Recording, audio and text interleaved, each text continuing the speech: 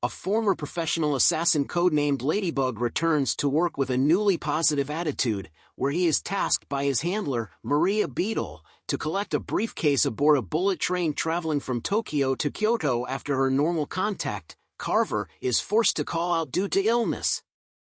Unbeknownst to Ladybug, 3 other killers are on board: hitmen brothers Tangerine and Lemon, and deceptively innocent schoolgirl the Prince. Tangerine and Lemon have been hired by White Death, head of the world's largest crime syndicate, who seized control of the Japanese underworld years before. Having recovered the crime lord's kidnapped son and the briefcase containing his $10 million ransom, the brothers are delivering both to Kyoto. The prince summons another assassin, Yuichi Kimura, to the train, having pushed his young son off a building. With an associate at the hospital ready to finish the boy off, the prince forces Kimura to cooperate with her plan, rigging the briefcase and Kimura's gun with explosives to kill White Death.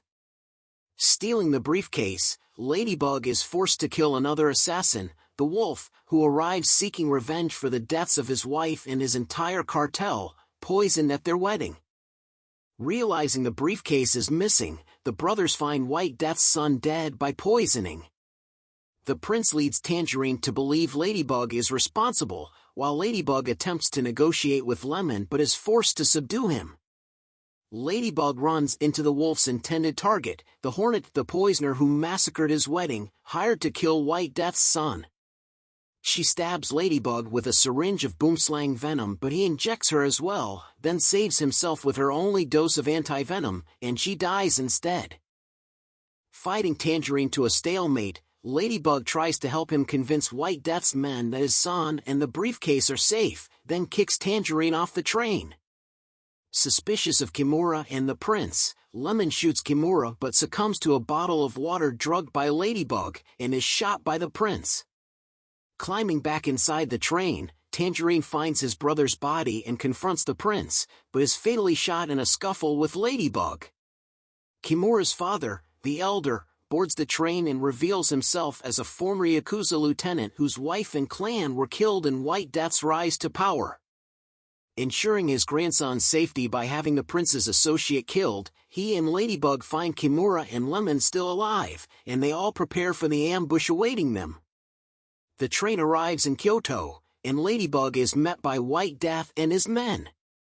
The prince, revealed to be White Death's disgruntled daughter, tries to goad him into firing Kimura's booby-trapped gun, but he instead tells her she was never part of his plan. The White Death reveals that he hired all the assassins aboard the train as revenge for the murder of his wife. After Tangerine and Lemon massacred his men during a job in Bolivia, his wife was called to bail their son out of jail and was killed by Carver, who meant to assassinate her husband. And the surgeon who was going to save his wife was poisoned by the Hornet, ensuring her death by killing the one person who could have saved her.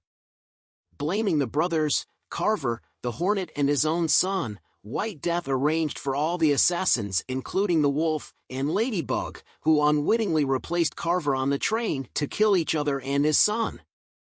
Before White Death can kill Ladybug, the briefcase bomb is triggered, knocking them both onto the train, which Lemon sets back in motion.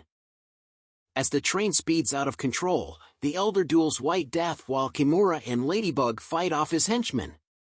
Lemon tackles a thug off the train into the river below, and the train derails, crashing into a nearby town.